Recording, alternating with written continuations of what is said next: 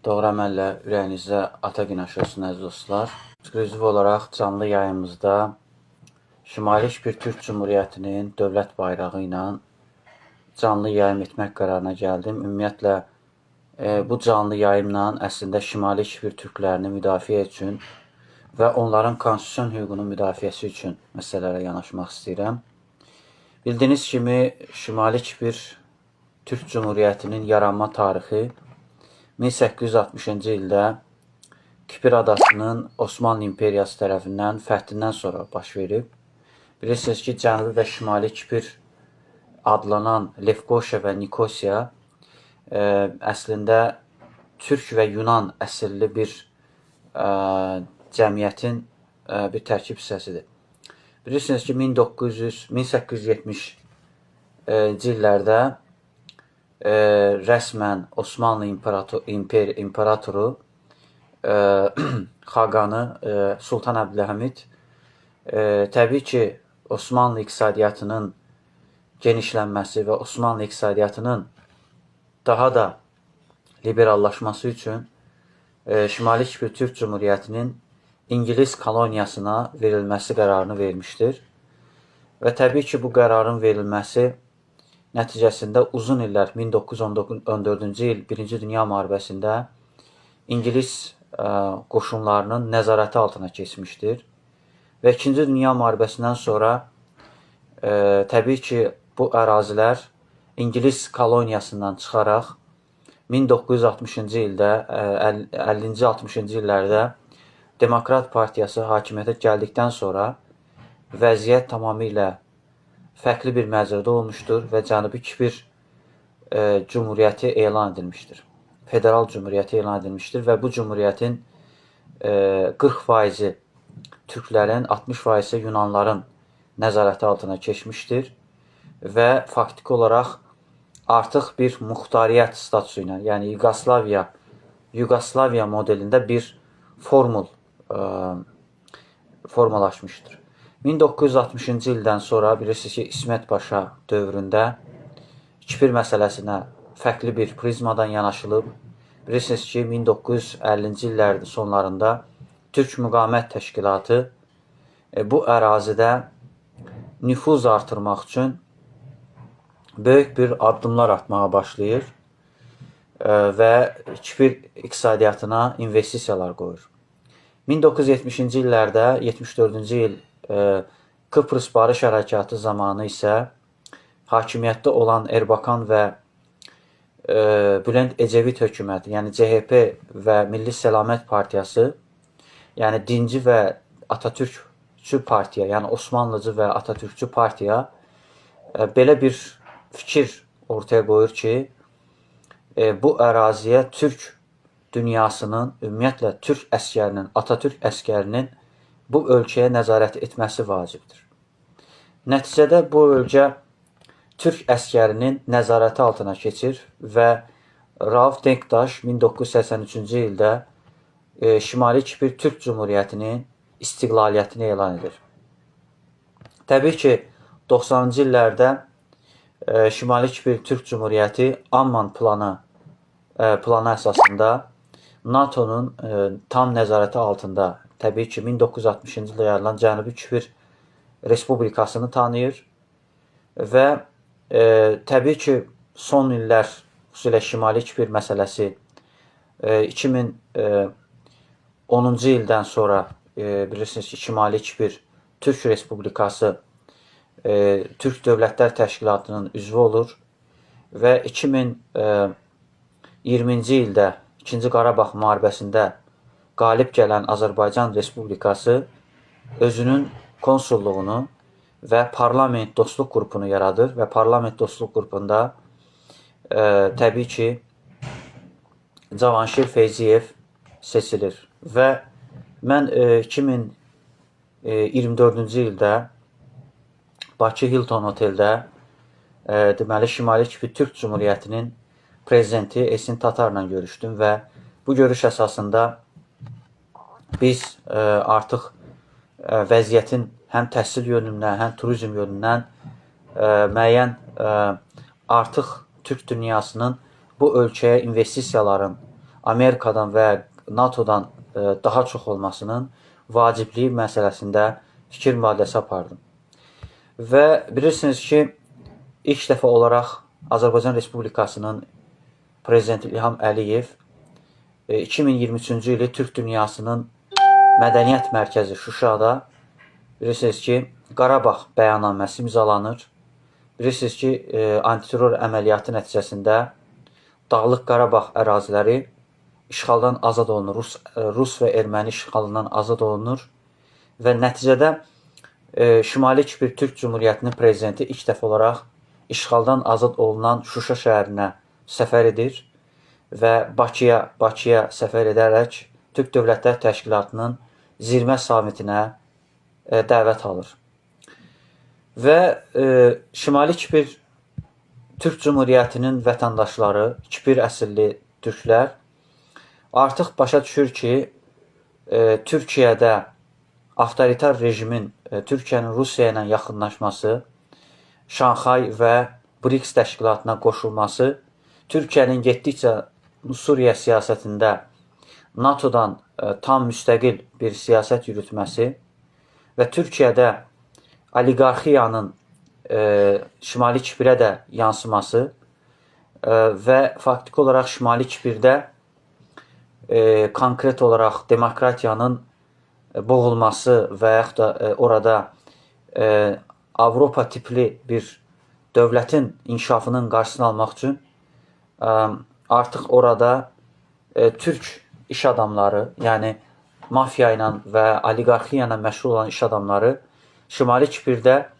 Cənubi Kiprdə olduğu kimi qumar və digər qeyri-legal bizneslə bu ölkənin inkişafından saxlayaraq bu ölkənin artıq Türkiyəyə hazırki AKP hökumətinə inamsızlıq yaranır.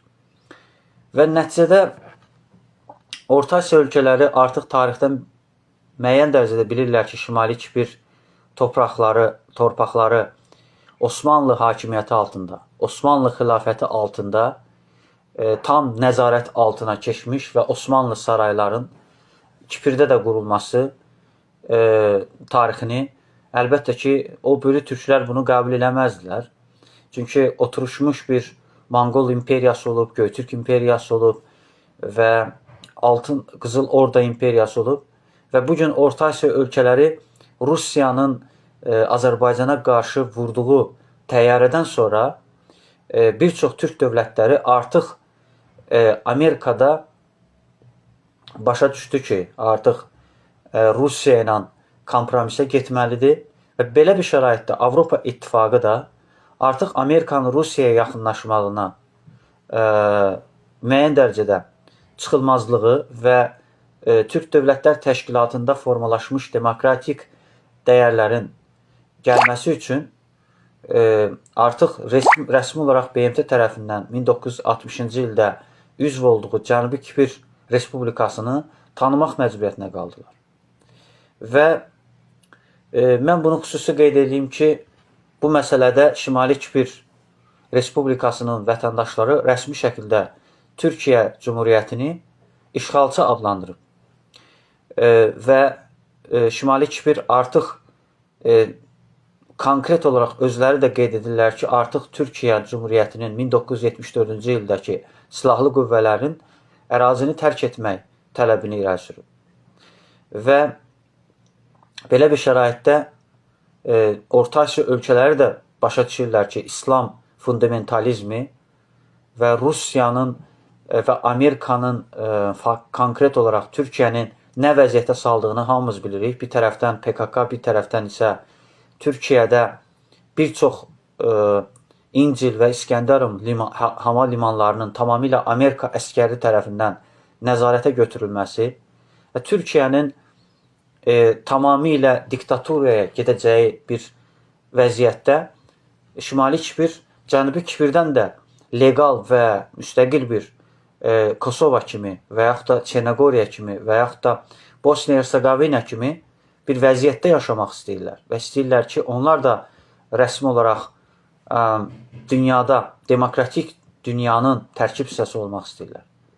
Və Avropa İttifaqı və NATO üzv ölkələri rəsmi şəkildə Türkiyənin Şimali Kipr ərazisini işğal etdiyi qəbul edirlər. Və mən düşünürəm ki, Azərbaycanda bu məsələ ilə bağlı bir çox Rus yönümlü, Rusiyanın kəşfiyyat orqanlarına işləyən qüvvələr anti-Orta Asiya, anti-Türkistan təbliğatını aparırlar.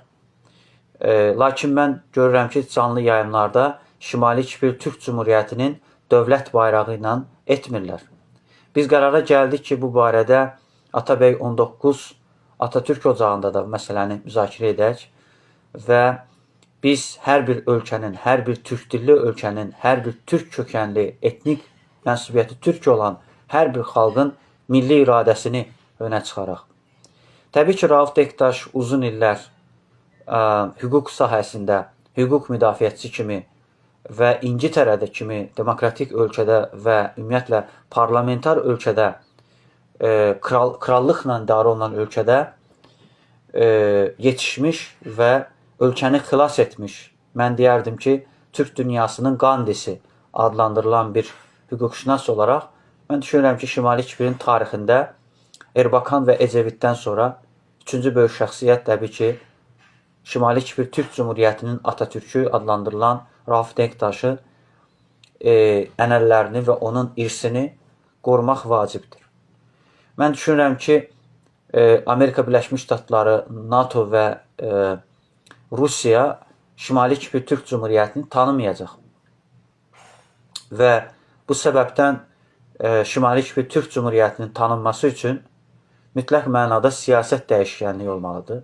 Şimali Kipr Türk Cumhuriyyətinin silahlı qüvvələri yaradılmalıdır. Mən bu barədə prezidentlə görüşəndə və səfirimizlə görüşəndə bu barədə geniş ifadələrimi bildirmişəm və düşünürəm ki, Mustafa Kemal Atatürkün əskəri olan və Türk Müqavimət Təşkilatının qurulmasının mərkəzi olan Şimali Kiprin tarixi kökləri var, tarixi ənənələri var və bu səbəbdən oraya Amerikan sərmayəsinin, Yunan sərmayəsinin və yaxud da Rus sərmayəsinin gəlməsi ölkə üçün təhlükədir. Lakin orada Azərbaycan sərmayəsi və yaxud da Orta Asiya sərmayəsinin gəlməsi üçün beynəlxalq ortamda bir hüquqi baz olmalıdır. Ona görə də düşünürəm ki, bu məsələ hər birimizi ciddi narahat eləyir və bu səbəbdən mən hər bir türk dövlətinin bayrağı ilə bu məsələyə ciddiliklə yanaşıram və hesab edirəm ki, Türk Müqavimət Təşkilatının rolunu yüksək qiymətləndirirəm və türk əsgərinin Şimali Kipr Türk Cumhuriyyətində olmasını mən doğrusu hesab edirəm. Lakin hesab edirəm ki, biz hər birimiz məsələlərə beynəlxalq hüquq normaları prizmasından yanaşmalıyıq və bir qism Rusiyanın xüsusi xidmət orqanlarına işləyən qeyri-hökumət təşkilatları, özlərini Turançı adlandırılan insanlar tarixə nəzər salsınlar ki, Osmanlı İmperatoru Sultan Əbdülhəmidi və Demokrat Partiyasını hakimiyyətdə devirənlər məhz özlərini Turançı adlandıran İttihat Tərəqqi və Ülkə Ocaqları olublar və onlar heç bir halda 70-ci illərdə Türkiyədə Şimali Kipr məsələsinə görə Türkiyəni bölmək istəyən dindarlar və ülkücülərin bir-birlərinə qarşı apardıqları mübarizə ilə olmuşdur. Əslində 70-ci illərdə baş verənlər Türkiyəyə qarşı embargoların artması, Türkiyə iqtisadiyyatına vurulan 2001-ci il devalvasiyası, mən düşünürəm ki, hər bir halda bu beynəlxalq baxımından Türk Dövlətlər Təşkilatının fəaliyyətinin də mən çox təəssüflər olsun ki, bugün hətta Cənubi Azərbaycan məsələsində yalnız ölkə prezidentimiz səviyyəsində məsələ qaldırılıb, amma bugün Zəngəzur dəhlizi məsələsi də bilirsiniz ki, ölkə prezidentimiz tərəfindən qaldırılıb, amma bugün Çində yaşayan Uyğur türklərinin və Rusiyada yaşayan türk xalqlarının, Moldovada yaşayan Qaqavuz türklərinin və yaxud da Ukraynada yaşayan Krım tatarların hüquqlarını kim müdafiə edəcək? Bugün bu ölkələrin bir çoxları, xüsusilə Orta Asiya ölkələri uzun illər Rus əsarətində olmuş, Rus avtoritarizminə xidmət etmiş prezidentlərin rəhbərlik etməsi və faktiki olaraq Avropa İttifaqı bu ölkələrdə investisiyalar qoymaq istəyir. Bu ölkələrin Rus əsarətindən, Rus məktəblərindən xilas olmaq istəyir və Osmanlıdan qalan bir İslam fundamentalizmindən xilas olmaq istəyir. Türk törəsinə qayıtmaq istəyir. Və bilirsiniz ki, bu ölkələr Macaristanda keçirilən Hun qurultayına da qoşulublar və bu ölkələr Avropa standartlarına cavab verən ölkəyə çevrilmək istəyir. Amma bilirik ki, Cənubi Kipr Respublikası bütün mənalarda Yunan mədəniyyətinə, elit mədəniyyətə və antik Yunan mədəniyyətinə sahib bir ölkədir və Cənubi Kipr Respublikası beynəlxalq hüquqla dünyada ən demokratik ölkələrin səviyyəsində yaşayır və buna baxmayaraq bilirsiniz ki, onların özünün də müstəqil silahlı qüvvələri var və biz də istəyərdik ki, Şimali Kipr Türk Cumhuriyyətinin müstəqil silahlı qüvvələri olsun. Onların parlamenti var, prezidenti var, baş naziri var, səfirlikləri var və bugün Avropa İttifaqında səfirlikləri, diplomatik korpusları yoxdur. Və bu ölkə blokadada olan Naxçıvan Muxtar Respublikası səviyyəsində bir ölkədir və yaxud da Qaqavuz Türk Cumhuriyyəti kimi bir ölkədir. Və bugün Krım tatarların bir çoxu bilirsiniz ki, Rus əsarətində yaşadıqlarına görə və bu bölgə Rusiyanın işğalı altında olduğuna görə onlar məcbur olub Şərqi Avropaya, demokratik ölkələrə getmək məcburiyyətində qalırlar. Şimali Kipirdə formalaşmış demokratik bir mühit məcbur eləyir ki, xarici qoşunların ölkədə olmamasına, baxmayaraq ki, eyni kökdən gəlir, eyni mədəniyyətin tərkib hissəsidirlər, eyni tarixi inkişaf mərhələsindən keçiblər. Bilirsiniz ki, Türkiyə Cumhuriyyəti həmin əraziyə qoşun yeridəndə o ölkə tamamilə demokratik idi və çox partiyalı bir dövr yaşayırdı. Türkiyə təbii ki, iqtisadi islahatlara, liberal iqtisadiyyata keçmişdi. Türkiyənin 70-ci illərdə Türk mədəniyyəti, Türk tarixi, Atatürk'ün ortaya qoyduğu belə deyək, dövlət konsepsiyası ilə hərəkət edirdi. Çünki hakimiyyətdə Cumhuriyyət Halk Partiyası idi və bu səbəbdən həm bir tərəfdən Osmanlı tarixinə, Osmanlı mədəniyyətinə, Osmanlı memarlığına qayıdış var idi və ona görə də mən düşünürəm ki, 70-ci illərdə yaşanan vəziyyət, Türkiyədə siyasi vəziyyət bugünkü vəziyyətdən demək olar ki, fərqlənmir. Və Türkiyənin Suriyaya girişi ilə Türkiyədə baş verənləri hamımız şahidi olduq. Türkiyədə birdən-birə İstanbul Böyükşəhər Bələdiyyəsinin sədrinin təhsil aldığı ölkə Şimali Kipr Türk Cumhuriyyəti olduğuna baxmayaraq, beynəlxalq hüquqla NATO-nun üzvü olan Türkiyənin və NATO ilə əməkdaşlıq edən bir hakimiyyətin təəssüflər olsun ki, onun diplomunu ləğv etmək məcburiyyətinə qaldı. Bax, bu məsələ də çox həssas məsələdir. Necə olur ki, Şimali Kipr Türk Cumhuriyyətində təhsil alan bir İstanbul Böyükşəhər Bələdiyyə sədri demokratik əsaslarla, xalqın iradəsi ilə seçilən bir 15 milyon seçicinin prezidentliyə namizədliyi qeydə alınmış, prezidentliyə namizədliyi elan edilmiş bir bələdiyyə sədrinin bugün həbsxanadadır. Şimali Kipr Türk Cumhuriyyətində yaşayanlar bunu görürlər.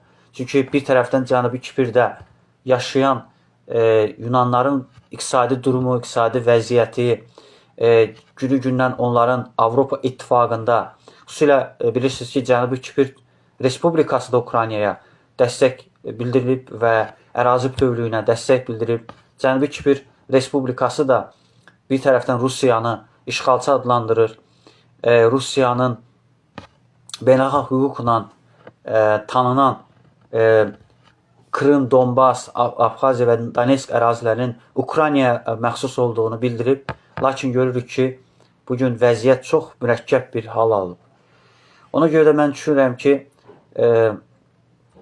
mütləq Türk Dövlətlər Təşkilatı da Avropa İttifaqı ilə əməkdaşlığa keçməlidir. Artıq görürük ki, ölkələr səviyyəsində Azərbaycan Almaniya ilə, İtaliya ilə, Slovakiya ilə və yaxud digər demokratik ölkələrlə, NATO ilə əməkdaşlıq edir. O biri tərəfdən Türkiyə Balkan ölkələri ilə və Slavyan ölkələri ilə, yəni Osmanlı İmperiyasının hakimiyyəti altında olmuş ərazilərlə əməkdaşlıq edir. O bir tərəfdən Orta Asiya bugün görürük ki, Cənubi Kipirdə özünün səfirliklərini açır. Ona görə məsələ sırf faşizm prinsipi ilə yanaşmaq doğru deyil və mən düşünürəm ki, Şimali Kipr Respublikası hakimiyyət dəyişikliyinə gedəcək. Ola bilsin ki, hakimiyyət dəyişəcək və orada bəlkə başqa bir Avropa inteqrasiya tərəfdarı olan, Avropa yönümlü bir liberal iqtisadiyyata önəm verən bir hakimiyyət formalaşacaq. Ona görə mən hər bir halda difai xəttini, difai mövqeyini Əhməd Ağulunun liberallaşma yönündən Topçubaşovun ortaya qoyduğu bir parlamentarizm ənənəsinə söykənərək məsələlərə bu prizmadan yanaşıram və hesab edirəm ki, məsələlərə bu beynəlxalq hüquqla və ölkənin milli maraqları kontekstində məsələlərə yanaşmaq daha doğrudur. Mən düşünürəm ki, Şimali Kipr Türk Cumhuriyyəti Türk Dövlətlər Təşkilatında əsas tələblərindən biri Avropa İttifaqı ilə əməkdaşlıq olmalıdır. Məsələn, biz bilirik ki, Avropa İttifaqının bir çox Ərəb Liqası ilə və yaxud da deyək ki, Asiya İnkişaf Bankı ilə əməkdaşlığı var regional səviyyədə və yaxud da bugün ASEAN ölkələri ilə, xüsusilə Uzaq Şərq ölkələri ilə əməkdaşlığı var. Yəni, əslində burada məqsəd liberal iqtisadiyyatın bu ölkələrə, məsələn, Cənubi Koreya var, Singapur var, İndoneziya var. Yəni, burada dini faktordan daha çox hüquq sisteminin və yaxud da ölkənin iqtisadi sisteminə dayanaraq məsələlərə baxılır. Ona görə Avropa İttifaqı dünyaya açıq bir platformadır. Ona görə düşünürəm ki, mütləq Türk Dövlətlər Təşkilatının özü bəyanat verməlidir ki, biz Avropa İttifaqı ilə əməkdaşlıq edirik. Bir də bir şey deyim ki, Avropa İttifaqı heç bir türk dilli ölkənin torpağını işğal etməyib. Vaxtilə Mustafa Kemal Paşa bu ölkələrin, Anadoluda olan torpaqların işğaldan azad olması istiqamətində Lozan müqaviləsi imzalanmışdı, Sever müqaviləsi imzalanmışdı və bu Osmanlı dövləti Sever müqaviləsi imzalanmışdı. Bu müqavilə əsasında ölkənin müstəqilliyi və ölkənin ərazi bütövlüyü rəsmi şəkildə tanınıb və 1952-ci ildə Türkiyə Cumhuriyyəti NATO-nun hərbi alyansının, Avropanın hərbi alyansının, Şimali Atlantika hərbi alyansının üzvüdür.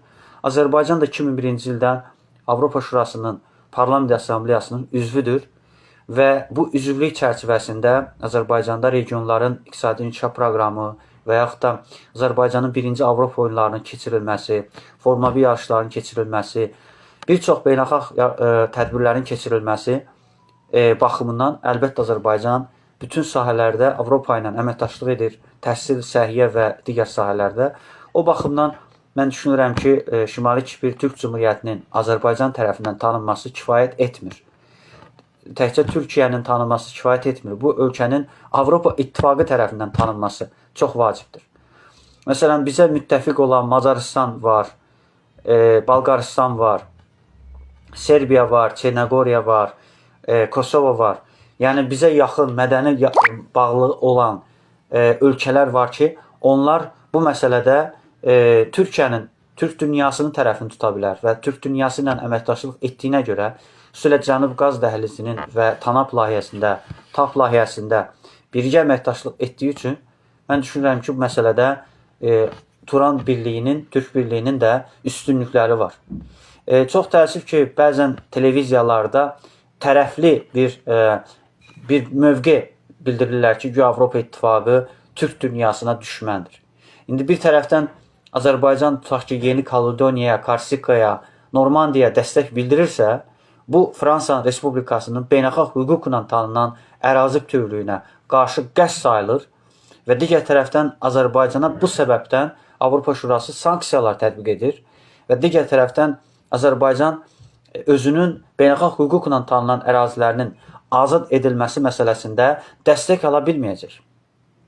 Bu önəmli bir faktordur və düşünürəm ki, Azərbaycanın bu məsələdə çox böyük səhvi var və düşünürəm ki, qətiyyən bu Rusiyanın xüsusi xidmət orqanlarını və ya Rusiyanın Azərbaycanı beynəlxalq hüquqla məhdudlaşdırmaq və yaxud Azərbaycanın beynəlxalq imicinə zərər vuracaq addımlardan çəkinməlidir. Məsələn, mən düşünürəm ki, Gürcüstan tərəfi Əfqan Sadıqovu bugün sərbəst buraxdı. Bu bizim apardığımız, Milli Fədaliyyə Hərəkatının apardığı mübarizənin nəticəsidir. Çünki Gürcüstanın prezidenti Azərbaycanı səfər edərkən biz həmin Heydər Əliyev mərkəzinin düz yaxınlığında Gürcüstan-Azərbaycan bayrağının önündə çağırış etdik. Türk dilində çağırış elədik. Çünki Gürcüstanda çox sayda Türk etnosuna bağlı olan insanlar var və bələdiyyələrdə və digər sektorlarda, parlamentdə, hətta Gürcü Arzusu Partiyasında xeyli sayda Azərbaycan türkləri təmsil eləyir. Və bu baxımdan bizim çağırışımızdan sonra bu qərar verildi. Və bu bizim apardığımız mübarizənin nəticəsidir. Və ümidvaram ki, digər addımlar da Azərbaycan dilinin Gürcüstanda Borçalı və Qarayazı ərazilərində dilinin bərpa olunması, necə İranda belə bir qərar, qanun layihəsi qüvvəyə mindi. Ona görə də mən düşünürəm ki, Şimali Kipr Türk Cumhuriyyəti məsələsi də mütləq mənada Avropa İttifaqının da bizə yaxın olan, bizimlə neft kontraktları imzalayan, məsələn, Fransanın Total şirkəti var, deyək ki, Böyük Britaniyanın BP şirkəti var. Bilirsiniz ki, İngiltərə rəsmi olaraq bu birlikdən ayrılıb və bu baxımdan mən düşünürəm ki, mütləq mənada Azərbaycan böyük bir mənada digər müttəfiqlərini, xüsusilə bizə 44 günlük müharibədə dəstək bildirən Türk dünyasını da, Türkistan dünyasını da uzaqlaşdırmamalıdır. Onları da ən azından Cənubi Kipr məsələsindən görə yox, birbaşa Azərbaycan məsələsində ərazi bütövlüyümüzə dəstək bildirdiyinə görə ona müəyyən dərəcədə təkliflər verməlidir. Məsələn, bir tərəfdən biz yaxşı bilirik ki, Azərbaycan bütün beynəlxalq təşkilatlar səviyyəsində Rusiyanın Dağlıq Qarabağ ərazilərində 366-cı alayın törətdiyini, 28 aprelin Rusiya tərəfindən, 11-ci Qırmızı Ordu tərəfindən törədildiyini və yaxud da 1937-ci il repressiyalarının Rusiya tərəfindən, Rusiyanın kəşfiyyat orqanları tərəfindən törədildiyini, 47-53-cü il deportasiyalarının Rusiyanın kəşfiyyat orqanları tərəfindən törədildiyini, Sumqayıt hadisələrinin Rusiya kəşfiyyatının əməli olduğunu, Rusiyanın Alfa qrupunun 20 yanvar faciəsini törətdiyini, Bolşeviklərin təbii ki 31 mart soyqırını törətdiyi ilə bağlı beynəlxalq səviyyədə Rusiya rəhbərliyini sanksiyaya tələb eləməlidir. Və Orta Asiya ölkələri bunu görür ki, bugün Orta Asiya ölkələri konkret olaraq məsələdə anti-Rusiya ritorikası ilə çıxış edir və bu səbəbdən biz özümüzdə də bir təqsir görməliyik ki, niyə bugünə qədər Türkmənçay məsələsini, Gürcüstan müqaviləsi məsələsini, Kürəkçay müqaviləsi məsələsinə görə Rusiyanı sanksiyaya çəkməmişik, sanksiyalara qoşulmamışıq və Ukraynanın ərazi bütövlüyü, Gürcüstanın ərazi bütövlüyü, Moldovanın ərazi bütövlüyünü bir tərəfdən tanıyırıq, amma o bir tərəfdən isə Rusiya yönümlü insanlar, Rusiya kəşfiyyatını işləyən insanlar BMT tribunalarda özlərinin tərəfsizliyini ifadə edirlər, neytrallığını ifadə edirlər. Bu nə deməkdir? Biz Avropa Şurasının üzvüyüksə və beynəlxalq tədbirləri Azərbaycan ev sahibi edirsə, çox möhtəşəm tədbirlərə ev sahibi edirsə, Azərbaycanın təmsil edən insanlar da mütləq mənada Rusiyanı işğalçı dövlət kimi tanımalıdır. Azərbaycanda törədilən tərtər cinayəti, siyasi məhbusların, seçkilərin saxtakarlığından keçirilməsi məsələsində Rusiyanın əlli olduğunu, Rusiya dövlətinin kəşfiyyat orqanlarının əli olduğunu beynəlxalq səviyyədə çatdırmalıdır. Mən müxalifətdə olan insanlarda da təəssüflər olsun ki, bu cəsarəti, bu cəsurluğu görmürəm. Hər hansı bir hadisəni ölkə daxilinə, hökumətin ayağına yazmaq ədalətsizlikdir. Mən burada hesab edirəm ki, hökuməti də formalaşdıran xalqımızdır və 10 milyon xalqımız özünə layiq olan hökuməti seçir, özünə layiq olan prezidenti seçir, özünə layiq olan parlamenti seçir özünə layiq olan bələdiyyəni seçir. Və xalqın özü də bu səviyyədə məsələlərə yanaşır. Fərdi yanaşır və fərdi şəkildə özünə tənqidə hazır deyil. Bugün mən yazsam ki, tutaq ki, vətəndaşlarımız korrupsionerdir, vətəndaşlarımız seçkiləri saxtalaşdırır deyəndə insanlar qıcıqlanırlar. Halbuki gerçəklidir bu. Bugün konstitusiyamızda nə yazılır birinci maddədə? Yazılır ki, hakimiyyətin mənbəyi xalqdır. Və ona görə xalqımız özünü toparlayıb, özünü Türkiyədə olduğu kimi, Avropa ölkələrində olduğu kimi qanunpərəst, dövlətpərəst olmalıdır və hakimiyyətə elə formada hekayə ilə çıxmalıdır ki, müxalifət də görsün ki, xalqın həqiqətən potensialı var və xalq özünü sərbəst toplaşma azadlığını təmin edə bilir. Amma bugün görürük ki, yalnız müxalifətdə olan partiyalar qoşulanda xalq qoşulur. Və yaxud da hakimiyyətdə olanlar nə zaman bir dövlətçiliyə xidmət edən çağırış edir, dərhal xalq bu prosesə qoşulur. Bu düzgün deyil. Xalq özü bugün proseslər yaratmalıdır. Xalq özü bugün proses yaratmır. Çox təəssüf ki, yaratmır. Xalqın 70 illik əsarətdə olması, müstəmləkədə olması təbii ki, təsir edib və insanlarda qorxu hissini 70 il Rus əsarəti yaradıb. Və korrupsiyanı da onlar yaradıb, hüquqsuzluğu da onlar yaradıb, hər cür seçki saxtakarlığı onlar yaradıb.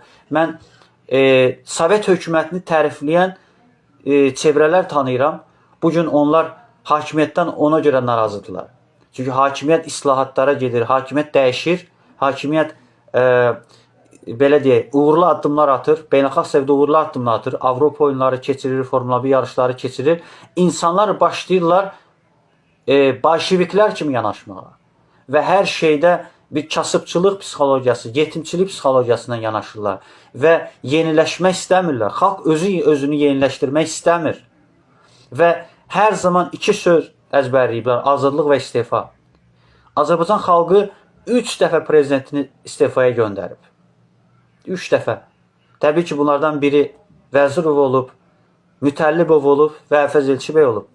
Heydər Əliyev isə məcburiyyət qarşısında və çıxılmaz vəziyyətdə qaldılar və gördülər ki, Heydər Əliyevdə belə bir nöqsan yoxdur və məcburiyyət qarşısında Heydər Əliyevi dəstək verməyə, Heydər Əliyevi seçməyə məcbur oldular. Xalqın müəyyən bilmədiyimiz bir çox nüansları mən görürəm və təəssüflənirəm ki, bizim insanlarda, vətəndaşlarda konstitusion şuur və yaxud da demokratik şuur yoxdur. Konkret yoxdur və buna görə də biz özümüzü Şimali Kipirlə müqayisə eləməyimiz doğru deyil. Şimali Kipirin vəziyyətinlə müqayisə eləməyimiz doğru deyil. İndi özlərini ağıllı çıxarıblar. Bəzən görürəm Şimali Kipir haqqında rəy bildirirlər, anti-Avropa havası əsirlər. İndi Ermənistana bir gedən bir Azərbaycanlı özünü vətənpərvər göstərməyə çalışır. Güya bu vətən həsrətini çəkən kimi göstərməyə çalışır. Amma halbuki biz yaxşı bilirik ki, orada Azərbaycanın üç rəngli bayrağı yoxdur. Azərbaycana aid insanların, vətəndaşlarımız orada yoxdur. 88-ci ildən deportasiya olan insanların bir nəfəri ora qayıtmayıb. Belə bir şəraitdə ora getməyin nə mənası var?